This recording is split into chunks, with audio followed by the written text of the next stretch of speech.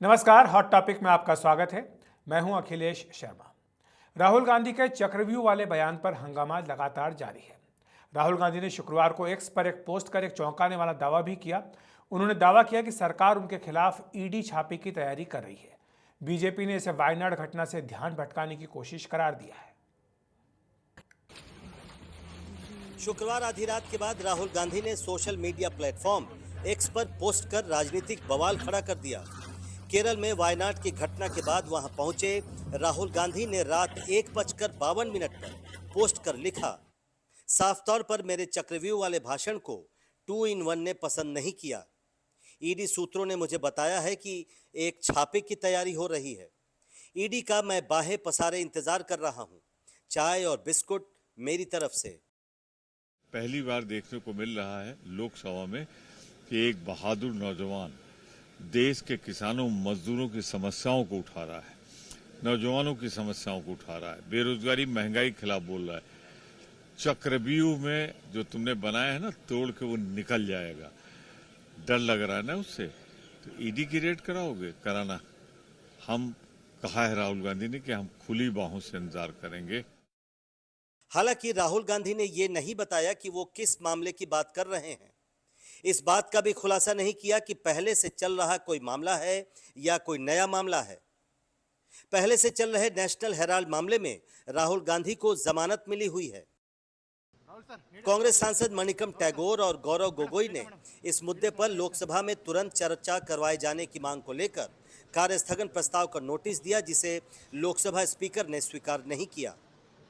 हम सारे लोगों को जानते हैं, 10 साल से मोदी सरकार और अमित शाह जी ने टोटली ईडी, सीबीआई और आईटी का कंटिन्यूसली दुष्प्रयोग करते हैं और वो लोग गलत अनाप शनाप केसेस अपोजिशन लीडर्स के ऊपर डालते हैं। और इस बार लोगों ने मोदी और अमित शाह का जगह दिखाया, 303 से उनका 240 में पहुंचाया। उनका मेजॉरिटी मार्क कम हो गया, उनका साथ कोई नहीं था। वो जेडीयू और टीडीपी उनका साथ अलायंस होके वो सरकार बन पाए।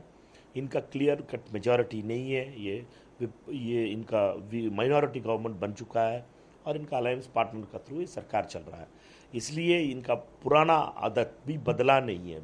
अभी भी इनका आदत ये है कि मीन्स ऑफिसर्स का धमका के ये लोग राइड करना चाह रहे हैं। इसमें हमारा ऑपोजिशन लीडर राहुल गांधी जी के ऊपर भी ये चीज़ करना चाह रहे हैं।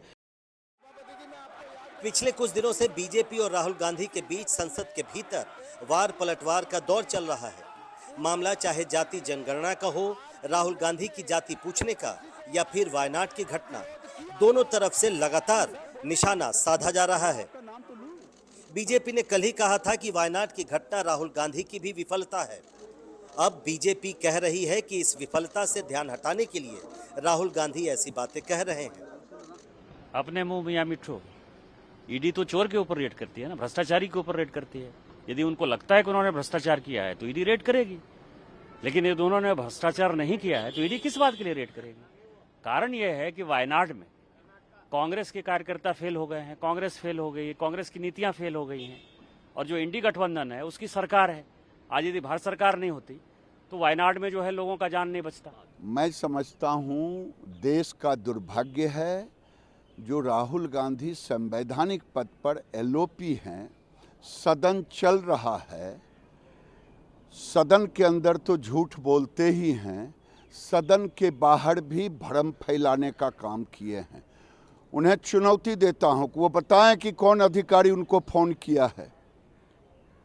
ये शर्मिंदित हैं, दुनिया से जात का पूछते, अपना जात बचाने से भाग रहे हैं। ये शर्मिंदित होकर के दुनिया में भ्रम फैलाने का काम, इससे बड़ा झूठा कोई आज तक एलओपी नहीं पैदा लिया है। संवैधानिक पद पर बैठा व्यक्ति हाउस चल रहा है, उसके बाद ऐसा झूठ बोलना। राजनीतिक गलियारों में यह भी कहा जा रहा है कि राहुल गांधी ये दावा करके इंडिया गठबंधन को एकजुट रखने की भी कोशिश कर रहे हैं, क्योंकि हेमंत सोरेन और अरविंद केजरीवाल समेत इंडिया गठबंधन के कुछ नेताओं पर ईडी की जांच पहले से ही चल रही है। नई दिल्ली से प्रशांत, एनडीटीवी इंडिया। और उत्तर प्रदेश में नजूल की जमीन से जुड़ा एक बिल योगी सरकार के गले की फांस बन गया है। ऐसा संभवतः पहली बार हुआ जब योगी सरकार के किसी विधेयक को विधानसभा से मंजूरी मिलने के बावजूद विधान परिषद ने इसे पारित नहीं किया। इस विधेयक का विरोध न केवल विपक्ष कर रहा है बल्कि खुद बीजेपी के लोग भी इसके खिलाफ हैं। क्या है ये पूरा मामला, समझिए संवाददाता रणवीर सिंह की इस खास रिपोर्ट में। दबाव बनाकर बोलेंगे तो ये नहीं स्वीकार किया जाएगा। जिम्मेदारी है कि सब पर विचार करें। बुधवार को योगी सरकार ने नजूल संपत्ति विधेयक 2024 को विधानसभा में ध्वनिमत से पारित करा दिया। गुरुवार को ये विधेयक विधान परिषद में केशव प्रसाद मौर्य ने पेश किया, लेकिन बीजेपी अध्यक्ष भूपेंद्र चौधरी की मांग पर इसे सदन ने पास करने की जगह प्रवर समिति को भेजने का फैसला किया। तो उपरांत विक्रेता को दोषी पाए जाने पर जिलाधिकारी वाराणसी की अनुमति दिनांक 29 जून 2024 के अनुपालन में विक्रेता के विरुद्ध इसी एक्ट के अंतर्गत स्थानीय थाना जनसा में प्रथम सूचना रिपोर्ट अपराध संख्या 125/2024 दर्ज कराते हुए। लेकिन ऐसा शायद पहली बार होगा जब योगी सरकार का कोई विधेयक विधानसभा में पास होने के बाद विधान परिषद में अटक गया हो। सवाल ये है कि ऐसा क्यों हुआ। असल में नजूल ज़मीन का वो टुकड़ा होता है जिसका कोई वारिस नहीं होता। ये ज़मीन राज्य सरकार के अधीन आती है और राज्य सरकार अपने विवेक से किसी को भी लीज या पट्टे पर दे सकती है। इस नजूल की ज़मीन से संबंधित विधेयक का यूपी में जमकर विरोध हो रहा है। दरअसल योगी सरकार नजूल की ज़मीन का सार्वजनिक इस्तेमाल करना चाहती है। सरकार की नीयत है कि ऐसी ज़मीनों को किसी व्यक्ति या संस्था के व्यक्तिगत इस्तेमाल में देने की जगह इन ज़मीनों का लोक कल्याण में इस्तेमाल किया जाए। लेकिन इससे जुड़े एक विधेयक का न सिर्फ विपक्ष के विधायक बल्कि सत्ता पक्ष के विधायक और सत्ता पक्ष से जुड़े सहयोगी दलों के विधायक भी विरोध कर रहे हैं। विपक्ष जो मांग कर रहा है वो गलत मांग कर रहा है। वो विधेयक का पार्ट ही नहीं था।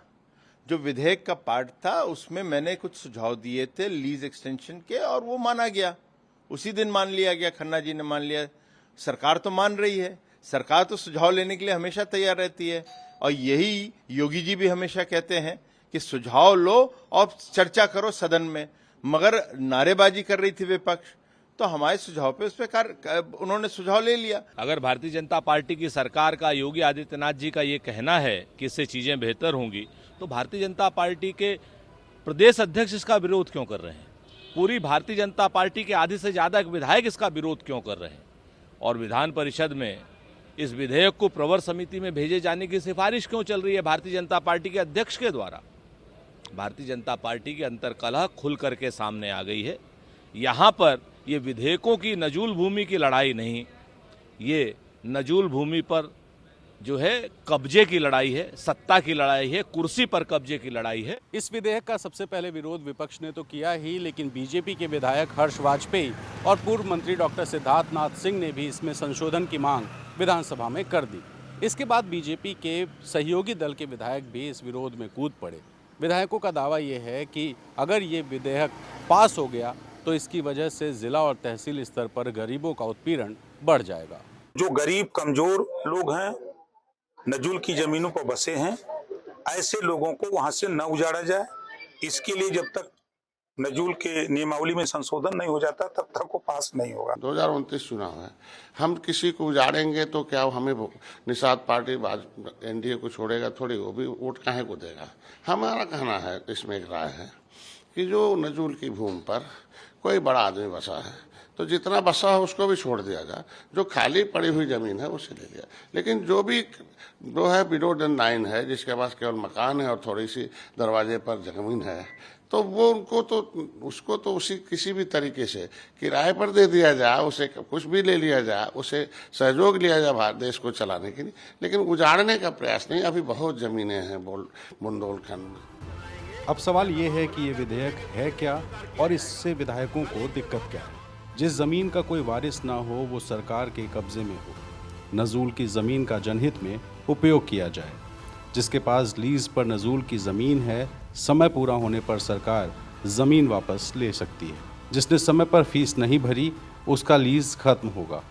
लीज एग्रीमेंट का पालन करने वालों का ही नवीनीकरण किया जाएगा। विधायकों का आरोप है कि इससे गरीबों को पट्टे से बेदखल कर दिया जा सकता है। सरकार लीज की अवधि और ज़मीन का क्षेत्रफल कम कर सकती है। स्थानीय स्तर पर अधिकारियों की मनमानी भी बढ़ सकती है। फिलहाल विधान परिषद ने इस बिल को पास करने की जगह इसे प्रवर समिति को भेज दिया है। प्रवर समिति 2 महीने में शासन को अपनी रिपोर्ट सौंपेगी। यानी फिलहाल ये विवाद थम तो गया है, लेकिन आने वाले समय में जब फिर से ये विधेयक सदन में आएगा तो योगी सरकार के लिए परेशानी का सबब ज़रूर बन सकता है। लखनऊ से कैमरा पर्सन राज गुप्ता के साथ रणवीर, एनडीटीवी इंडिया के लिए। तो जो पूरा विवाद हो रहा है नज़ुल की ज़मीन को लेकर, आखिर वो नज़ुल की ज़मीन है क्या?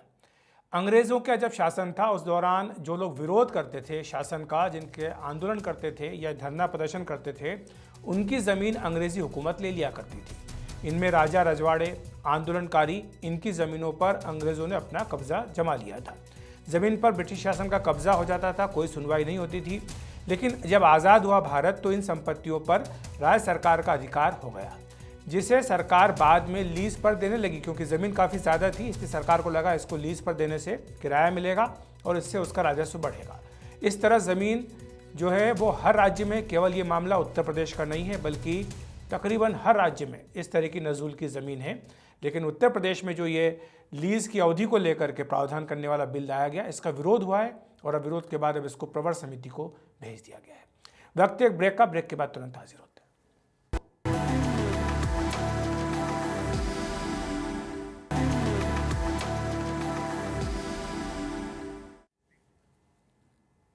नीट यूजी परीक्षा को लेकर सुप्रीम कोर्ट और सख्त हो गया है। सुप्रीम कोर्ट ने चेताया है कि एनटीए को सारी खामियों को भरना होगा। नीट यूजी 2024 परीक्षा को लेकर सुप्रीम कोर्ट ने सख्ती दिखाई है। अब सुप्रीम कोर्ट ने साफ कहा है कि वो एनटीए की खामियों को बर्दाश्त नहीं करेगा। फैसला सुनाते हुए सुप्रीम कोर्ट ने कहा कि ये साफ है कि परीक्षा में प्रणालीगत खामी नहीं हुई, लीक सिर्फ पटना और हजारीबाग तक सीमित था। भविष्य में ऐसी घटना ना हो, इसके लिए कड़े कदम उठाए जाएं। परीक्षा केंद्र में सीसीटीवी से निगरानी हो, प्रश्न पत्रों में हेराफेरी रोकने के इंतजाम किए जाएं। सुप्रीम कोर्ट ने केंद्र की कमेटी का दायरा भी तय किया है। कमेटी को रिपोर्ट के लिए 30 सितंबर 2024 तक का वक्त दिया है। देखिए, हम लोगों ने जो जो चीज़ें पॉइंट आउट की थी कोर्ट के सामने रखी थी हमने, वो सारी आज कोर्ट ने कंसिडर की हैं।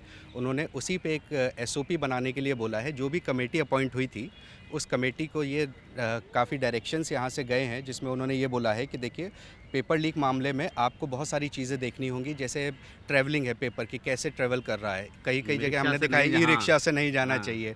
फिर सीसीटीवी कैमराज होने चाहिए। फिर आपने जो है एक गड़बड़ की कि 1563 ग्रेस मार्क्स ऐसे ही आपने उठा के अवॉर्ड कर दिए। वो फैसला पहले ही सुप्रीम कोर्ट का आ गया था, इसलिए उन्होंने उसमें जाना सही नहीं समझा। बट हाँ, लास्ट में जाते जाते एनटीए को ये ज़रूर बोला कि आपके बहुत सारे फ्लिप फ्लॉप्स हैं इस केस में, आपको इसमें बहुत ज़्यादा काम करने की आवश्यकता है। इससे पहले 23 लाख छात्रों के भविष्य का हवाला देकर सुप्रीम कोर्ट ने 23 जुलाई को नीट परीक्षा दोबारा कराने से इनकार कर दिया था। हालांकि सुप्रीम कोर्ट ने कहा था कि जो पेपर लीक के लाभार्थी हैं उनके खिलाफ कार्रवाई हो। अब सुप्रीम कोर्ट ने केंद्र से 2 हफ्ते में हलफनामा मांगा है। जाहिर है कि वो इस मामले को यहीं छोड़ना नहीं चाहता। सुप्रीम कोर्ट ने इस फैसले से साफ कर दिया है कि इस मामले को वो आसानी से छोड़ने वाला नहीं है। जाहिर है ये मामला सिर्फ लाखों बच्चों के भविष्य का नहीं है, बल्कि आने वाले वक्त में देश को मिलने वाले डॉक्टरों का भी है। नई दिल्ली से आशीष भार्गव, एनडीटीवी इंडिया।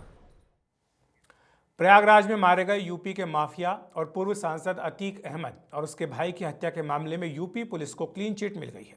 यूपी सरकार की ओर से गठित न्यायिक आयोग ने अपनी रिपोर्ट में कहा कि पुलिस अचानक हुई इस घटना को टाल नहीं सकती थी।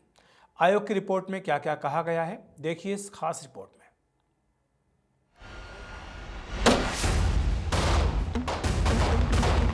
ये तस्वीरें 15 अप्रैल 2023 की। प्रयागराज के कॉलविन अस्पताल में रात करीब 10:30 बजे अतीक अहमद और उसके भाई की गोली मारकर हत्या कर दी गई। सवाल शासन और पुलिस पर लगे, लेकिन अब ये दाग भी धुल गया।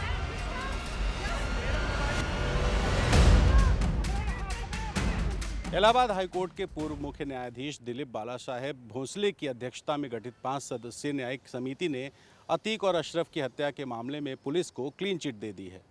आयोग ने कहा है कि इस घटना को टालना संभव नहीं था। इस आयोग ने अपनी रिपोर्ट में कहा है कि इस पूरे मामले में पुलिस और राजतंत्र की कोई मिलीभगत दिखाई नहीं थी। अतीक की हत्या के मामले में न्यायिक आयोग ने कहा है, पुलिस या राज्य तंत्र की मिलीभगत का कोई सबूत नहीं मिला। इस हादसे को टालना संभव नहीं था। मात्र 9 सेकंड में सब कुछ हो गया। ऐसे में पुलिस कुछ भी करने की स्थिति में नहीं थी।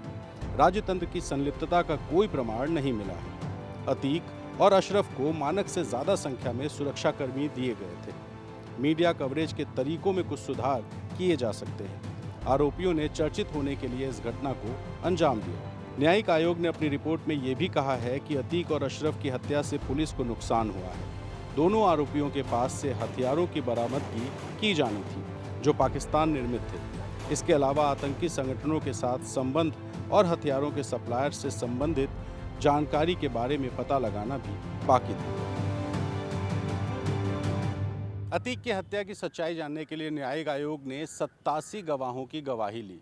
कॉल्विन अस्पताल के सीसीटीवी फुटेजेस खंगाले, मौजूद मीडिया कर्मियों के कैमरे में जो फुटेजेस थे उनको देखा और दस्तावेजों की भी जांच की और उसके बाद 365 पन्नों की रिपोर्ट शासन को सौंपकर पुलिस को क्लीन चिट दे दी है। लखनऊ से कैमरा पर्सन राज गुप्ता के साथ रणवीर, एनडीटीवी इंडिया के लिए। तो हॉट टॉपिक में आज इतना ही। नमस्कार।